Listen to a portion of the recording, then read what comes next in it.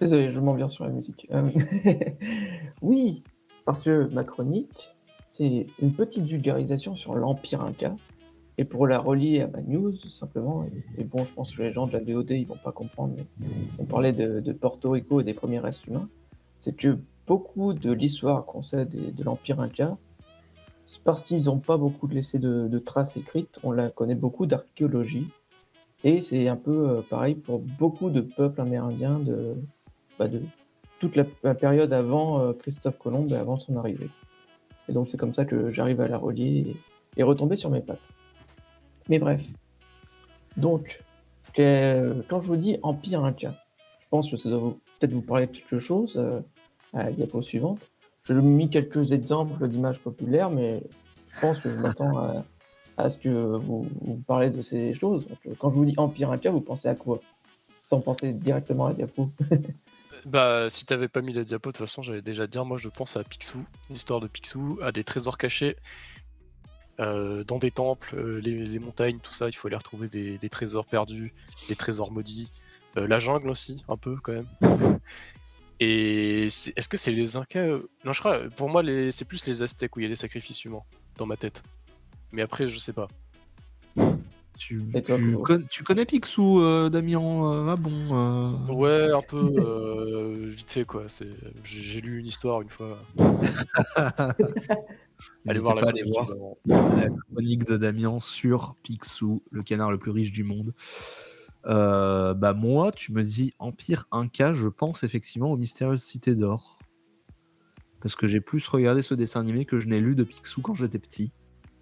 D'accord. Mais ouais, c'était un dessin animé qui était vachement bien d'ailleurs, qui terminait toujours par des petits, segments, documentaires sur, les civilisations, Ouais, ouais, citées.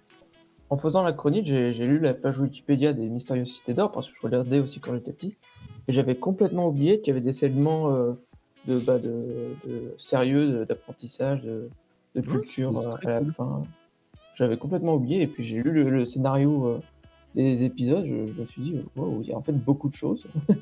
J'avais oublié que c'était aussi compliqué et je sais pas si dans le chat, il y a des gens qui veulent participer, hein, parce que bon, je demande aux chroniqueurs, mais faut pas hésiter à me dire ce que vous pensez de ce que vous fait penser la mention de l'Empire Inca.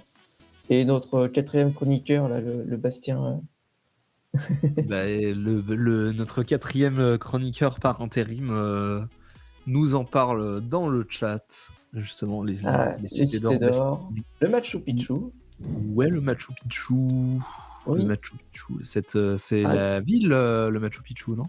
oui, je vais vous montrer une jolie image à la diapo suivante. Mais le Machu Picchu, oui, c'est, une très vieille, ville inca qui est située, attends, je notais, 2 400 mètres d'altitude. Pour vous donner une idée, Chamonix, c'est à peu près à 1 000 mètres d'altitude.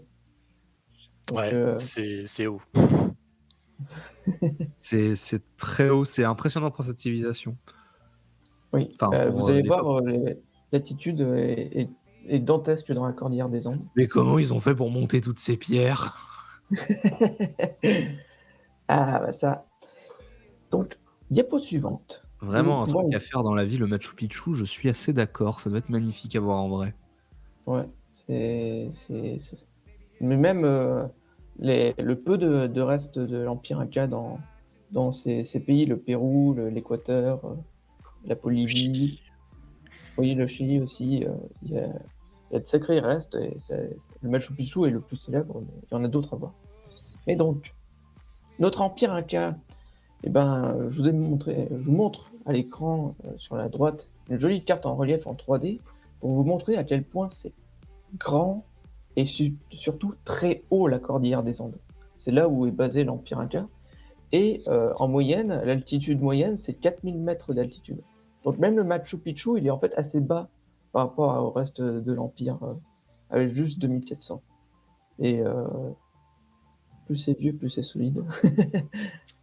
Ah ouais, mais Heu, 4 000 mètres de moyenne, ça c'est n'importe quoi. ouais, oui, parce qu'il y a des sommets qui peuvent être, à plus de 6 000 mètres d'altitude, c'est, la 2e chaîne de montagne la plus haute, sur toute la Terre. Bien sûr, la première c'est l'Himalaya L'Himalaya, Et alors. c'est long de 7000 kilomètres, la cordillère des Andes, du nord au sud de l'Amérique du Ouais, Sud. c'est. Ouais, ça fait tout le continent, quoi, à peu près. Ouais, on n'arrive pas à se rendre compte, et surtout c'est tellement haut que ça retient les nuages, les pluies qui viennent de l'est, parce que dans Wow. l'hémisphère sud, les vents circulent généralement d'est en ouest, et donc les pluies qui viennent de l'océan Atlantique sont arrêtées à la cordillère des Andes, et donc se déversent dans ce qui est l'Amazonie, et donc donne naissance à la jungle amazonienne. Ah! Et voilà, Putain, ça, un je savais peu pas, de c'est trop intéressant. météorologie. Ah, c'est donc ça la logique. Bah oui, parce qu'en plus, à Oui, la latitude, je crois. La hauteur, c'est la latitude. oui, Nord-sud, c'est ouais. la latitude. À la latitude à laquelle c'est situé, en vrai, ça devrait limite être un désert, l'Amazonie. Parce que, en fait, sur le globe, les déserts sont à peu près tous aux mêmes latitudes. Ouais, En vrai. c'est plus compliqué que ça parce qu'il y a des déserts, par exemple en Australie, qui sont pas à des latitudes qu'on pourrait penser qu'il y a un désert, parce que généralement les déserts c'est plus compliqué, mais il y a bien un désert. Il est pas à l'est, mais à l'ouest de la cordillère des Andes. Je sais pas si dans le retour vidéo, je suis dans le bon sens, mais bref. C'est le désert de Titicaca. Attends, j'ai bien prononcé? Ouais, désert de Titicaca. C'est un désert qui est tout le long de la côte des cordillères des Andes, à l'ouest. C'est pas, tout le long, mais c'est en grande partie, donc tout ce qui est, le Et du Pérou, la coup, Bolivie et le Chili, et c'est l'un des déserts les plus arides du monde parce que, y a la pluie qui vient de l'est, elle est stoppée par la cordillère des Andes, et et c'est donc on a un un désert désert le long de la côte. qui longe l'océan. Voilà, c'est ça. Espèce de plage plus, finalement. Ouais, on pourrait dire ça, mais pour les vacances, on a vu mieux, je pense. En tout cas, ils ont quand même bien choisi leur empire, hein. Les mecs, là, tu sais, tu vois le bout vert qui représente leur empire, tu vois tout dans les Ouais. montagnes. Ah, littéralement, ils sont pas allés plus loin à droite, à gauche, ouais, c'est les montagnes et c'était leur kiff. Bon, quelques petits chiffres, quand même, pour donner, une ordre d'idée. L'Empire Inca, c'est de 1438 à 1533, donc ça a duré à peu près un siècle. En vrai, ça a duré plus longtemps parce que les Incas étaient bien là avant là. C'est vraiment l'Empire qui est né en 1438, et l'Empire est séparé en 4 morceaux aussi, à la diapo suivante, si tu peux me montrer, Mathis. Ces noms, je vais mal les prononcer, mais faites pas gaffe, je suis professionnel, ne faites pas ça à la maison. Le Chinchasuyu au nord, le Kuntinsuyu, l'Antisuyu à l'ouest et à l'est, et au sud, le Kuala-Suyu. Ce sont des noms des régions de l'Empire, et ça a donné le nom local de l'Empire, le Tayentin-Suyu, le 4 en 1, les 4 régions en 1, c'est le nom de l'Empire à la base. Et ils aiment bien séparer en 4 parce que même leur capitale est séparée en 4 quartiers, nord, sud, est, ouest. Ok, Et, les mecs sont fans du 4. et autre aussi, quelques infos importantes. Entre 10 à 15 millions d'habitants à l'apogée de l'Empire. C'est pas mal. Donc à peu près les Pays-Bas, du coup, en gros. Oui, c'est ça. C'est à peu près ça, mais réparti Et du sur coup, toute là, la c'est plus cordillère les des pays. Andes. Ouais, Oui, c'est surtout, c'est l'inverse. Les Pays-Bas, c'est plus sous le niveau de la mer. Ouais, je crois que c'est un des pays les plus plats au monde, si ce n'est le plus plat au monde, genre. Et là, là, ça doit être à peu près l'inverse, tu vois. Si c'était. C'est ça. Mais du coup, Le j'allais te poser Ouais. une question et tu y as un peu répondu en parlant de capitale. On parle d'Empire Inca, c'était vraiment un empire uni et pas juste une, Ouais, un groupe de cités indépendantes, de villes indépendantes qui avaient à peu près la même culture. bah, avant, il y a eu plein de petits royaumes, de peuples et d'autres empires aussi dans les Andes qui ont existé avant l'Empire Inca. Mais l'Empire Inca est vraiment quelque chose d'unifié avec une autorité, l'empereur, qui gouverne grâce à plusieurs hommes qui ensuite gouvernent d'autres hommes et qui gouvernent d'autres régions. Mais c'est vraiment un empire unifié avec une langue unifiée. Je voulais en parler plus tard, mais je vais le dire tout de suite. La langue, c'est le Quechua. Je pense que ça peut-être doit vous dicter un petit peu parce que c'est aussi la Qu'on marque de Decathlon. On n'est pas sponsorisé, qu'on mais apprécie beaucoup à Grenoble. Évidemment. et avec une langue unifiée, hein, des lois unifiées, une armée, vraiment c'est un empire au plus Ah, sens c'est strict ouf. de la base. Et aussi l'une des particularités de l'empire inca et plus légèrement des civilisations dans cette région du monde, c'est qu'on considère cette région comme, l'un des 6 berceaux de la civilisation. Qu'est-ce que ça veut dire? C'est que les êtres humains qui ont existé ici se sont développés en tant que civilisation, en tant que société, à partir de nulle part, sans influence extérieure et des bassins, je pense que vous en connaissez certains, la Mésopotamie, l'Égypte, pour le croissant fertile, l'Inde, la Chine. Il y a aussi en Amérique centrale avec, les Olmèques, qui est un peu ce qui était avant les Mayas et les Aztèques. Et ces régions du monde, c'est là où les civilisations humaines se sont développées, d'elles-mêmes, toutes seules. Et les Andes, en font partie. Ok. Voilà. Incroyable. Donc déjà, je pense que je vous ai bien appris plein de choses, mais vous allez voir, vous allez apprendre encore plus de choses, notamment avec ce quiz qui vient, à la diapo suivante. Oh.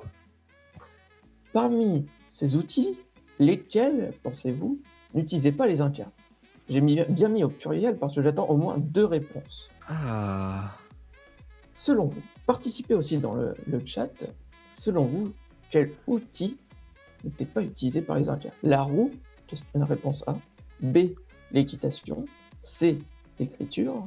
Ou alors D, le travail du fer, la métallurgie du fer. Alors, est-ce que tu serais pas un petit margoulin à avoir mis que des trucs qu'ils n'utilisaient pas? Je sais pas, parce que Moi, faire des l'écriture, questions pièges dans mes chroniques.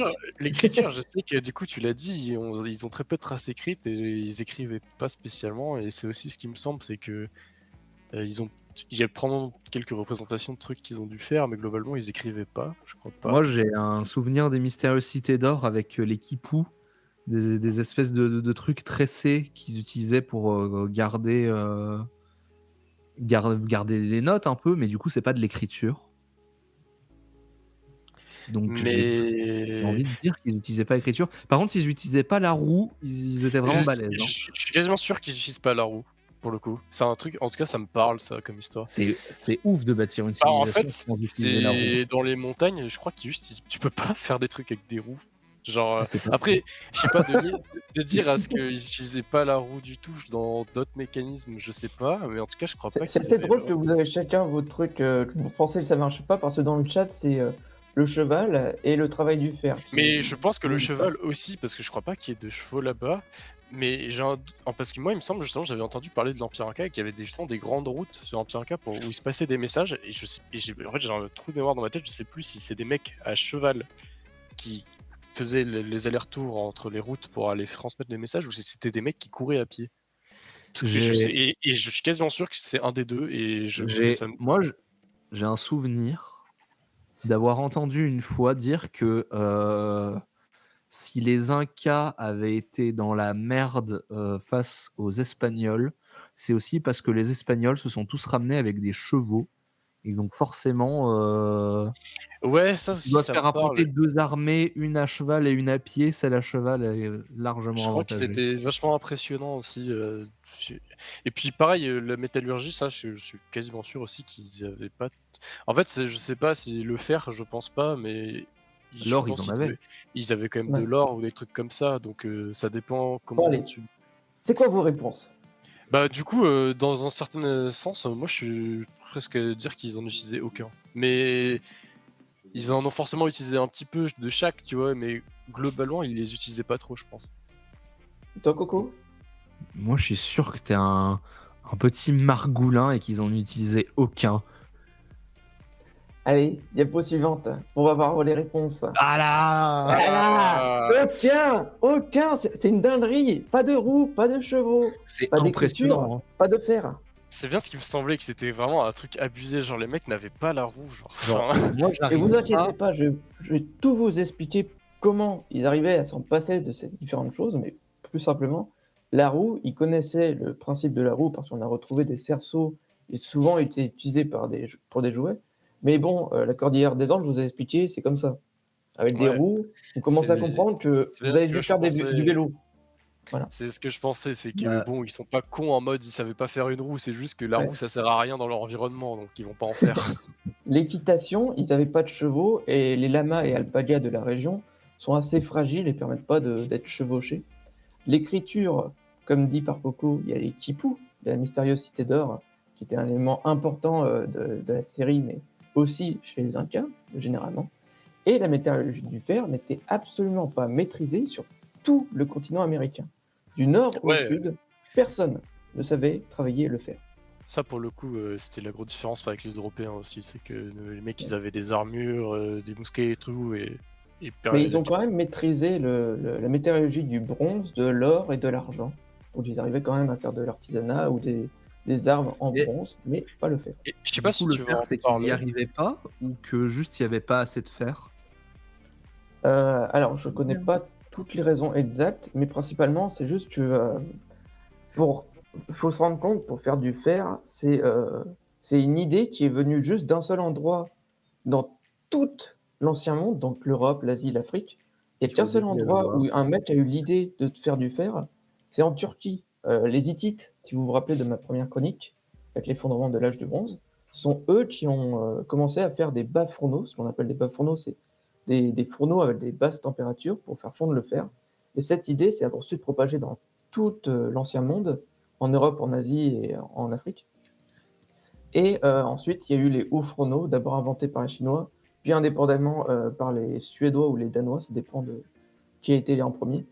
Mais c'est vraiment, il faut avoir l'idée. Et malheureusement, bah, cette idée, elle n'est pas venue à aucun Ouais, peuple d'Amérique. il me semble surtout que le fer, c'est genre maintenant évidemment on sait le faire depuis longtemps, mais c'est très compliqué à faire fondre surtout à avoir quelque chose d'exploitable, il me semble. Et d'où le fait que c'était pas si simple. Et puis même en Europe, pour le coup, on avait du très bon fer, on avait de la bonne qualité, mais je sais que par exemple au Japon, c'était très galère, parce que tu sais, les fameux aciers repliés les uns sur les autres, des katanas, parce Ouais, qu'en fait, ils avaient du fer de trop mauvaise qualité et ils étaient obligés de refaire des couches de forge par-dessus parce que sinon les lames se cassaient en fait. ouais, c'est ça. Et voilà. Défi Damien parle de la métallurgie du fer sans utiliser le verbe faire. Ah, C'est ça vrai. peut se réaliser. Bon, je reprends en main ma chronique et on va pouvoir passer à la diapo suivante puisque je vais vous expliquer une des particularités des Incas et plus simplement de la région des Cordillères des Andes sont les Copatnan, les chemins Incas. Je le savais. Oui, ce réseau de chemins était très développé dans la Cordillère des Andes et servait à se déplacer de manière efficace dans cet endroit vraiment pas cool parce que c'est des montagnes assez arides, escarpées, très hautes. Il faut des bons chemins et les Incas, ils avaient des très bons chemins. Pour vous donner une idée, la façon de se déplacer sur le chemin, vous pouvez simplement marcher ou avoir des lamas qui transportaient les marchandises. Ou simplement, on avait aussi des coureurs. Je sais plus qui de vous deux en a parlé, mais il y a des coureurs avec des relais toutes les 10 à 45 km, ça dépend des relais. Des relais qui s'appellent des tambos et qui sont mis à certains endroits. Et donc, quand on veut faire passer un message rapidement, on demande à un coureur de courir au prochain relais. Il prend le message, il court. Bon, c'est quand même 10 km, bon, il n'est pas en sprint, mais il court, il passe à un autre messager dans le prochain relais. Et ce prochain coureur va ensuite courir à son tour jusqu'au prochain relais, et il se relie, et ainsi de suite. Et donc les messages et aussi les objets artisanaux qui peuvent être transportés facilement peuvent parcourir de très grandes distances très rapidement. Pour vous dire, de la capitale Cusco, qui est à peu près au centre de l'Empire, jusqu'à la frontière nord, c'est à peu près 2000 km, les Incas arrivaient à faire passer un message en une semaine. 2000 km dans une région montagneuse, juste en ayant des humains qui courent. Et C'est du coup, assez les formidable. messages qu'ils faisaient passer, donc est-ce que c'était ces fameux Oui, c'est les fameux euh, quipus, j'en parle juste après. ouais, parce que j'allais dire, si c'est vraiment du oral à chaque fois, ça fait un Le peu le truc, téléphone, le bouche à téléphone oreille. Nokia. Le mec, il envoie un message, ok, c'est Ah, le arrivé à téléphone arabe, là. le mec, comment ça, il y a plus de. Le mec, comment ça, ils ont plus de patates? Le mec, c'est pas du tout ça le message à la base. Alors, Et donc, c'est aussi pour cette raison que la roue n'était pas utilisée, c'est parce que les lamas et alpagas sont un peu trop fragiles pour être des animaux de trait, donc qui tirent des charrettes. Et il y a aussi beaucoup de moments où des ponts de cordes sont utilisés pour Mmh. se déplacer dans les cordillères, entre les vallées, monts et vallées. Et donc avec ces ponts de cordes, c'est un peu dur de faire passer déjà un lama, alors imaginez une charrette.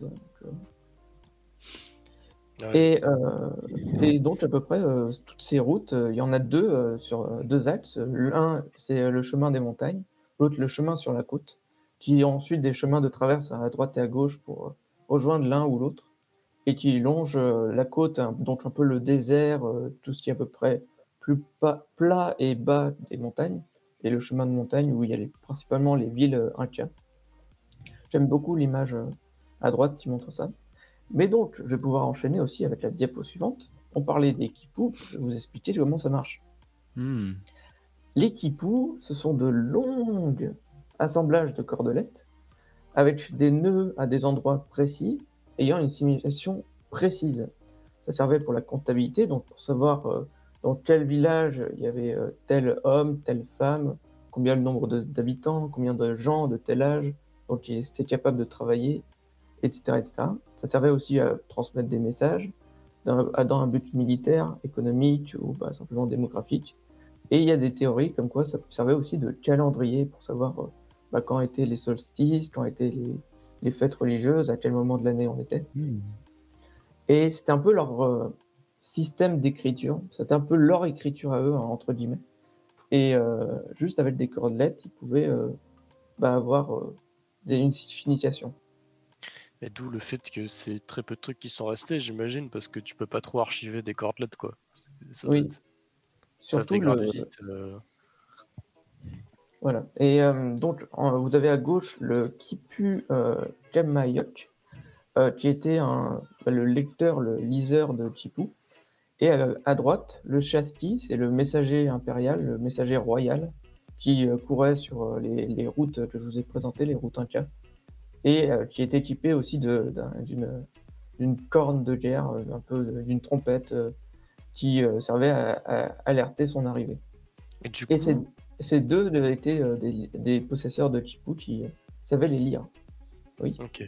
Est-ce que tu sais, j'imagine que s'ils faisaient ça, c'est qu'ils avaient pas de quoi faire du papier ou des trucs comme ça, parce que ça me paraît être genre une solution pratique pour eux dans le sens où j'imagine qu'ils partent de la corde, vu qu'ils s'en servent pour faire des ponts de corde, et pour globalement ils doivent faire tellement de trucs avec des cordes dans les montagnes, qu'ils doivent avoir de quoi faire de la corde en masse.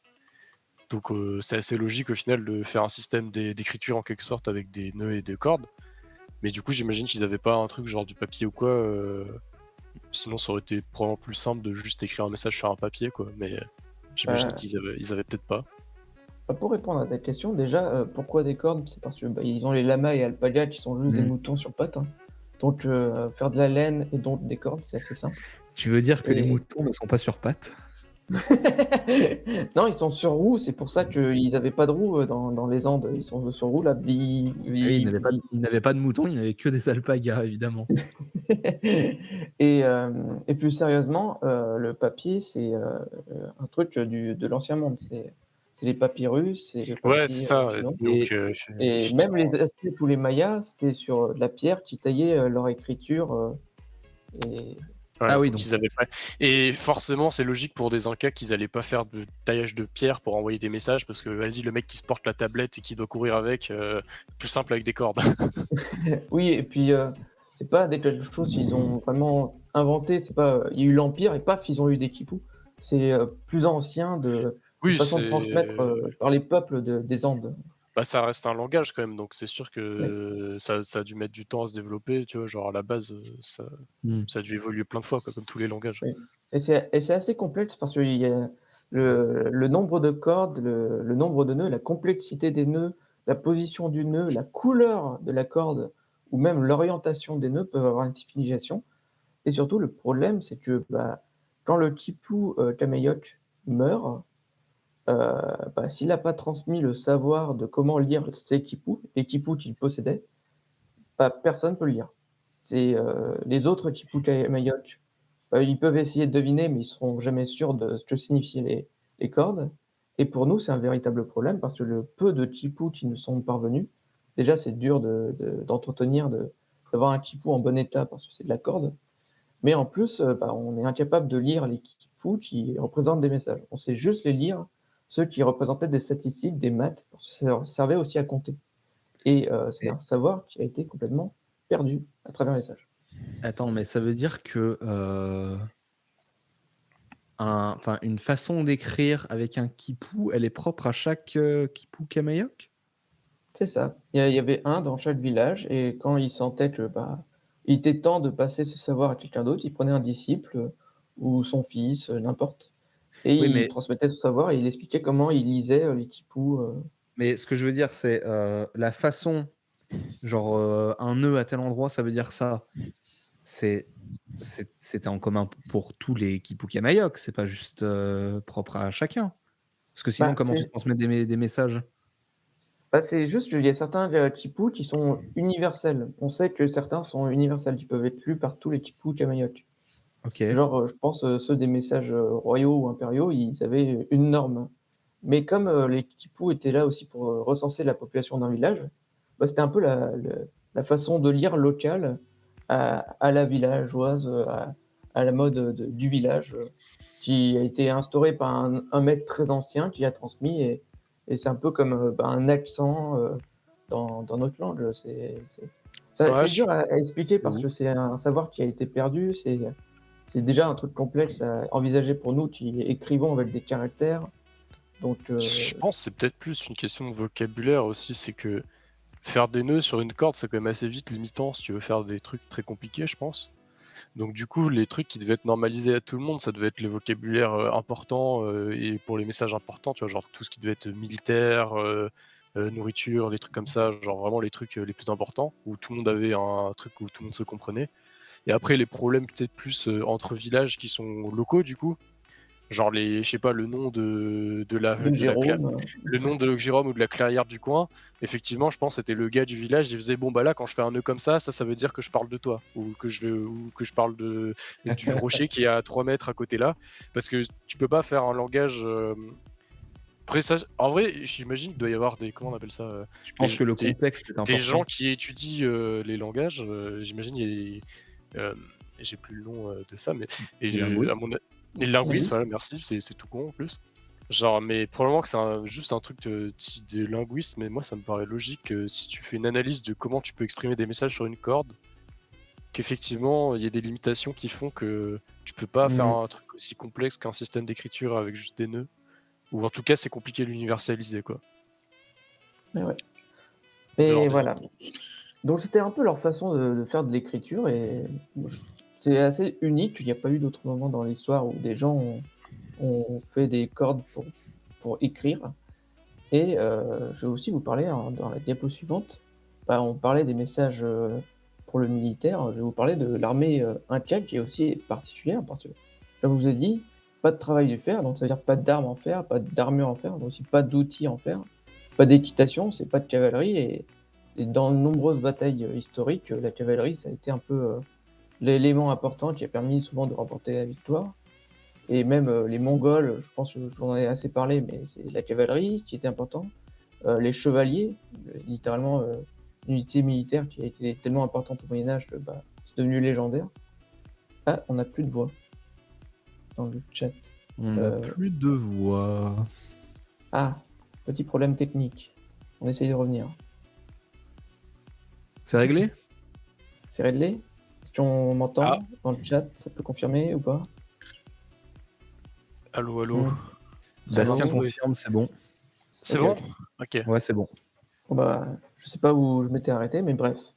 L'armée inca est particulière parce qu'elle est, assez, il y avait que la musique et pas les voix. D'accord. On a fini avec les problèmes techniques et donc l'armée, inca peut sembler un peu rudimentaire parce qu'elle est composée de simples lanciers avec, des bouts en bronze, des lances de bois, des haches, des massues, des frondeurs, donc avec, comme David contre Goliath, avec un bout de Comme cuir et en Thierry balance de Lafronde. cailloux, la fronde. Des archers avec, des flèches empoisonnées, d'Amazonie, avec, où ils trempaient, leurs poisons, des poisons de grenouilles, par exemple. des boucliers en cuir et de bois, des capes en laine. On peut dire que c'est assez rudimentaire, mais pourtant l'armée, inca de 40 000 à 100 000 hommes, selon, l'époque, de l'empire, à son firmament ou à son plus bas, Selon la était civilisation. redoutable. Il n'y avait pas d'autre comparaison dans les Andes, c'était l'armée la plus terrifiante de la région. Et souvent, quand, les Incas voulaient partir en guerre, bah, simplement ils faisaient un peu de diplomatie en mode, alors tu veux être, sous l'emprise Inca ou tu veux te faire casser la gueule? Et souvent les gens, ils choisissaient l'option 1. Et c'était plus une menace et il y avait rarement des batailles, mais des fois il y avait bien des batailles parce que les peuples voulaient résister à l'envahisseur, parce que les Incas étaient un empire comme tous les autres, ils voulaient la domination de la région. Autre particularité aussi intéressante, c'est que l'empire avait plusieurs ethnies, plusieurs peuples qui étaient regroupés au sein de leur région, qui étaient laissés assez tranquilles. Et chaque peuple était demandé d'envoyer plusieurs bataillons. Et leurs bataillons étaient composés que de ce peuple. Et si ce bataillon venait à mourir parce que la bataille était perdue ou spécialement ces gens étaient morts, et ben seulement ce peuple pouvait euh, créer un nouveau bataillon. Seulement ce peuple était demandé à rejoindre Mmh. l'armée. Donc c'était un peu chaque bataillon représentait une région de l'empire avec ses particularités, des archers, des lanciers, des frondeurs. Chaque peuple avait sa particularité dans l'armée inca. Ah, c'est Donc, intéressant. Mais du coup, ils se battaient contre qui? Parce que ah, il devait pas y avoir 36 000 civilisations dans les Andes. ah bah si, justement, il y avait 36 000 peuples. Il y avait l'Empire Inca, c'est des diapos bien plus tard que je vous montrerai. Mais il a vraiment commencé tout petit, vraiment autour de la capitale. C'était un royaume à la base. Et en très peu d'années, il s'est étendu très rapidement et en un siècle à dominer les Andes, la cordillère des Andes. Et c'est assez impressionnant le nombre de guerres qui étaient. C'est presque une tradition chez les Incas de partir en guerre quand on a envie, quand l'empereur appelle à la guerre. Et comme vous pouvez voir à toute la droite, c'est dans un musée. Je n'ai pas noté le nom du musée, mais il peut avoir différentes formes, souvent parce qu'il y a différentes ethnies qui font de différentes façons les massues. Par exemple, vous avez des Mmh. exemples de massues avec plus en rond, plus dentelé, plus un peu informe, plus en forme d'étoile. Ouais, il y en a pas vraiment une que tu as envie de prendre dans la gueule, mais effectivement, elles sont toutes différentes. Voilà.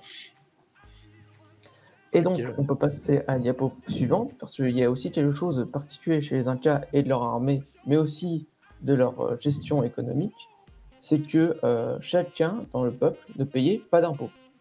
Il n'y avait pas de monnaie, il n'y avait pas d'impôts. Seul le troc existait sous l'Empire Inca. Et donc, ce qui faisait que Mmh. l'Empire demandait à chacun de participer à une sorte de corvée, un peu comme au temps de la féodalité avec les paysans, les serfs et le seigneur, qui demandait à ce que le seigneur demandait aux paysans de travailler sa terre d'une telle époque de l'année. Bah, chez les Incas, comme il n'y avait pas d'impôts, bah, c'était une plus grande période de l'année, mais il n'y avait pas d'argent. Et ces services pouvaient être différents. Ça pouvait être entretenir les routes, construire de nouveaux relais ou entrepôts. Ça pouvait être construire de nouvelles cultures en terrasse, quelque chose d'important pour l'agriculture inca, ou simplement pour servir dans l'armée. Chaque homme pouvait, je crois, de 15 ans à 50 ans, pouvait être considéré comme quelqu'un qui peut partir dans l'armée, combattre pour les Incas, pour étendre l'empire.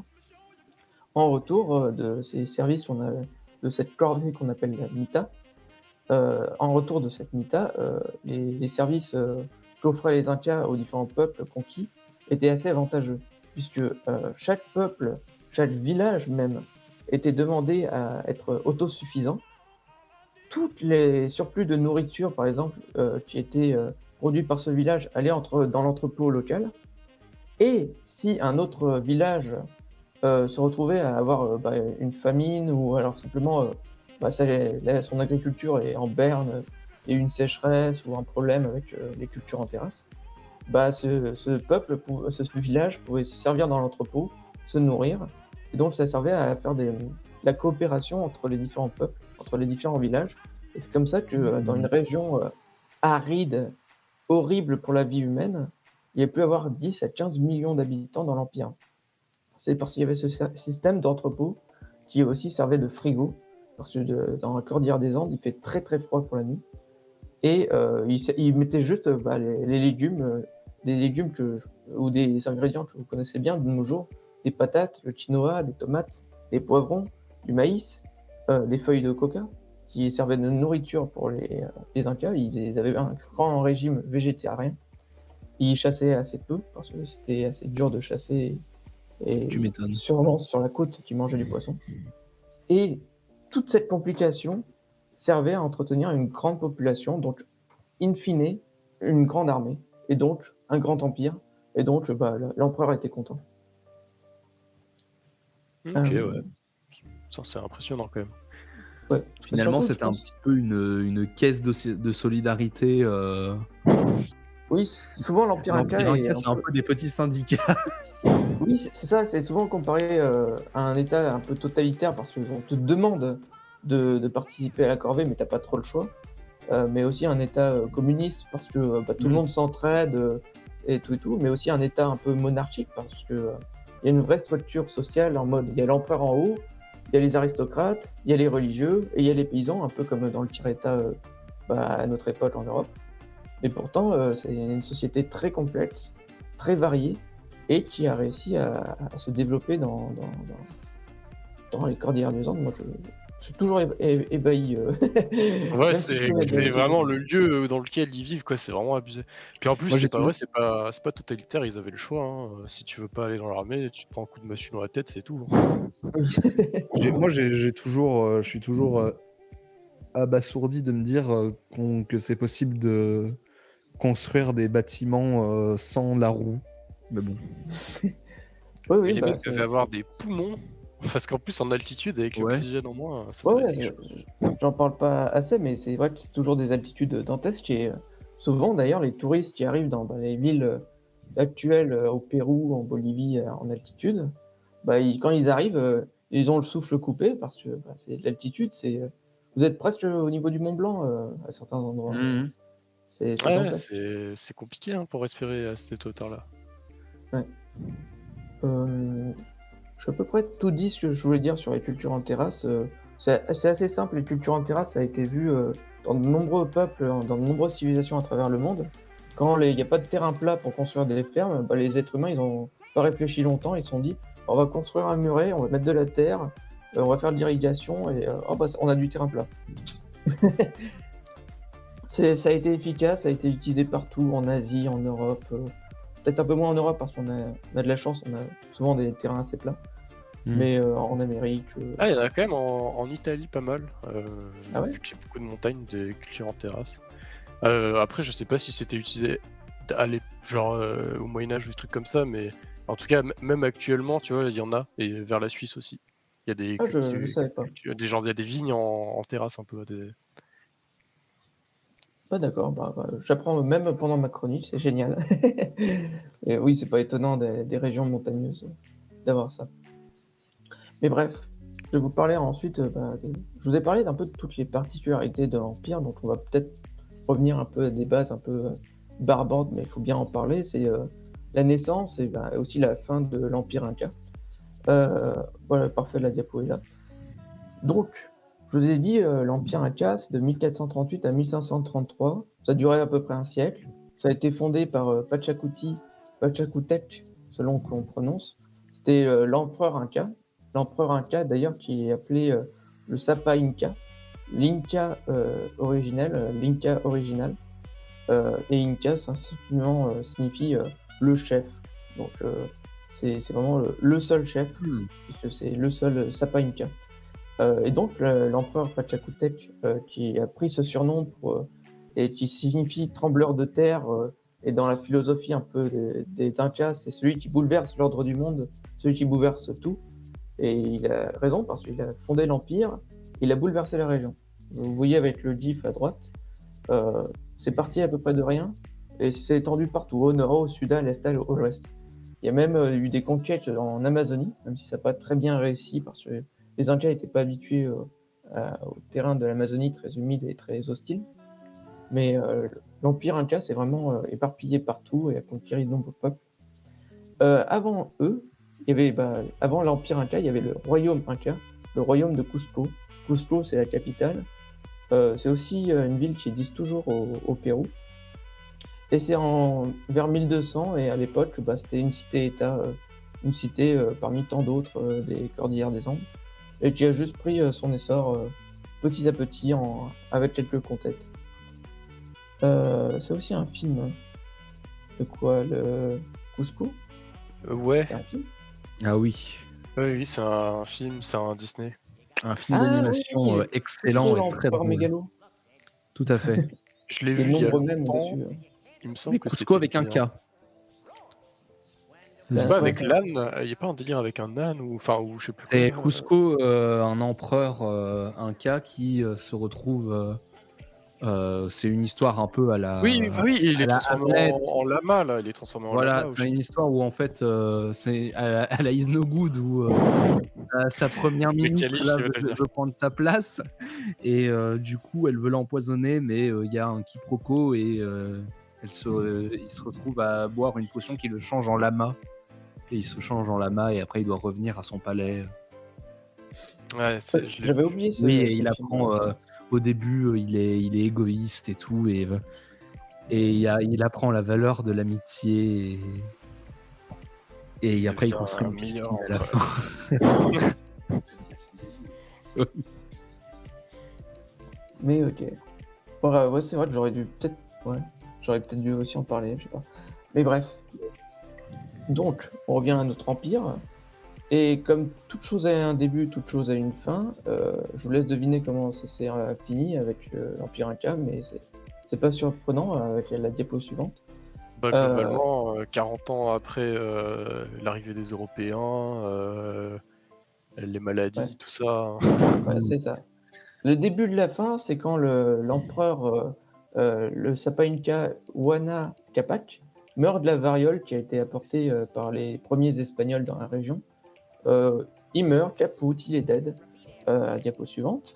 C'est ensuite Oui. ses deux fils qui se battent dans une guerre civile pour avoir le pouvoir. Bon, c'est des choses assez communes chez les Incas parce qu'ils n'ont pas d'héritier désigné, donc souvent, quand l'empereur meurt, c'est une petite bataille, une petite guerre civile assez courte entre ses fils pour savoir qui sera l'empereur.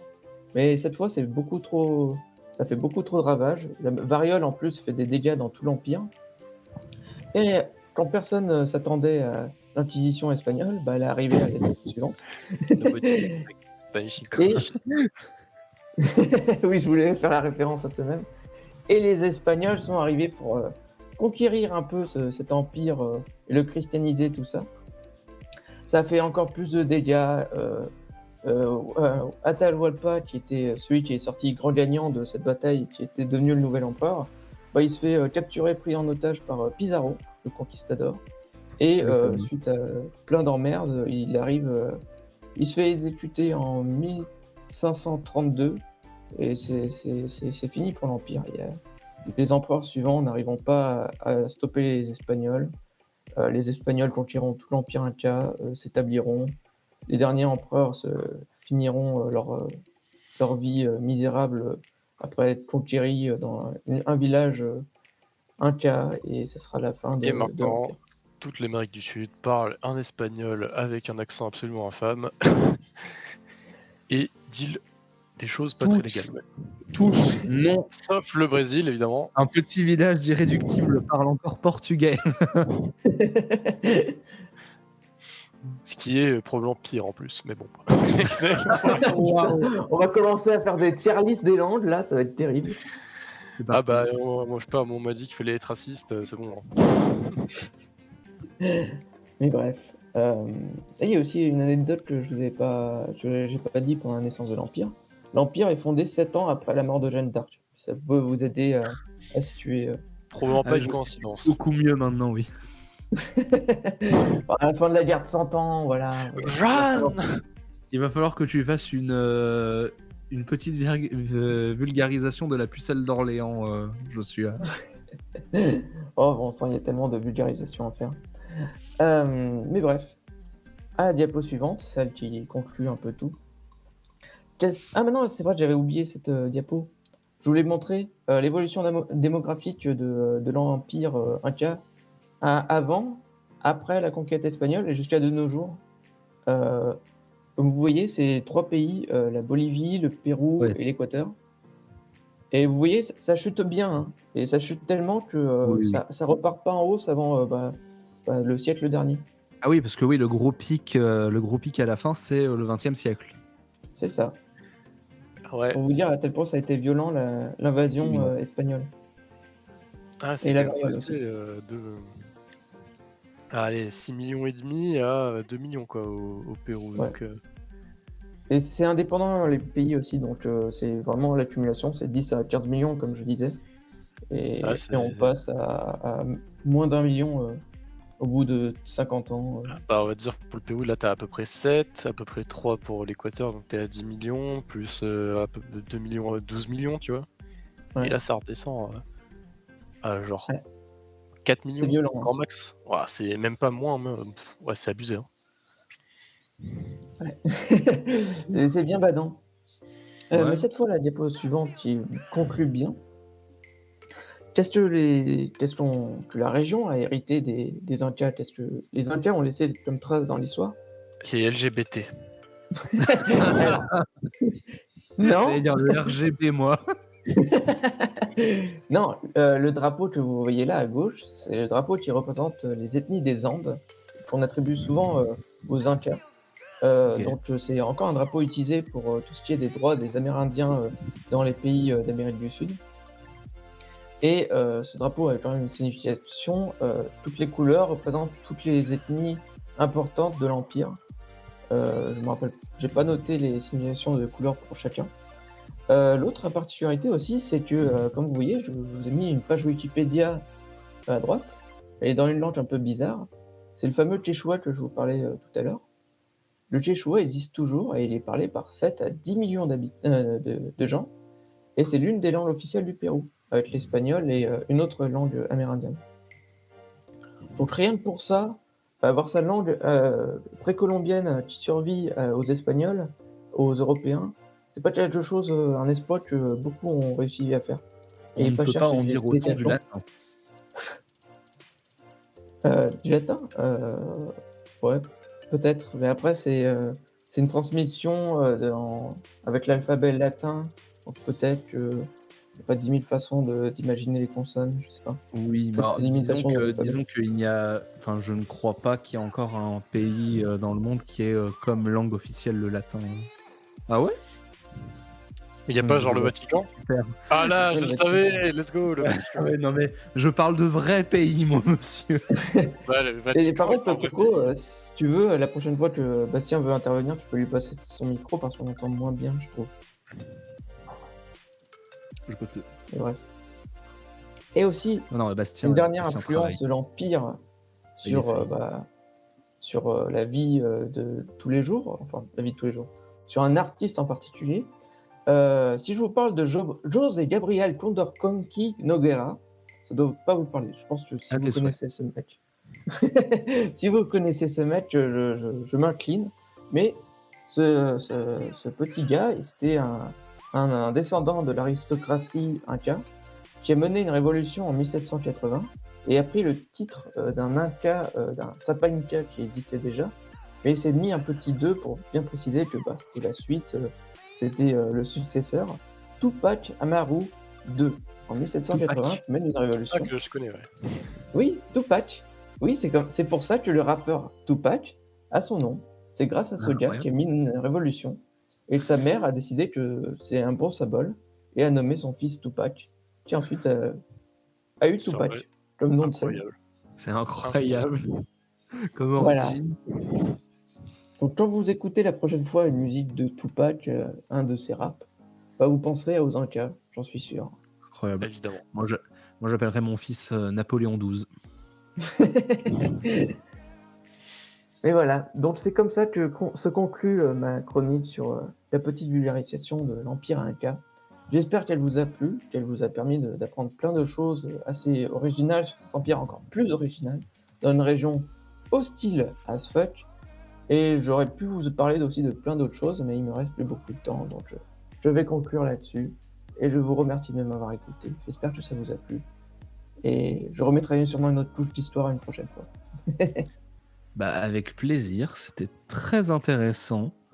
Moi, j'aime beaucoup tes chroniques sur l'histoire et je les aime Oh, encore mieux quand merci. elles respectent le délai comme tu viens de le faire. Félicitations.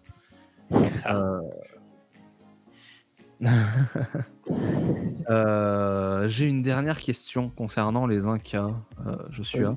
Est-ce que tu savais s'ils jouaient de la musique?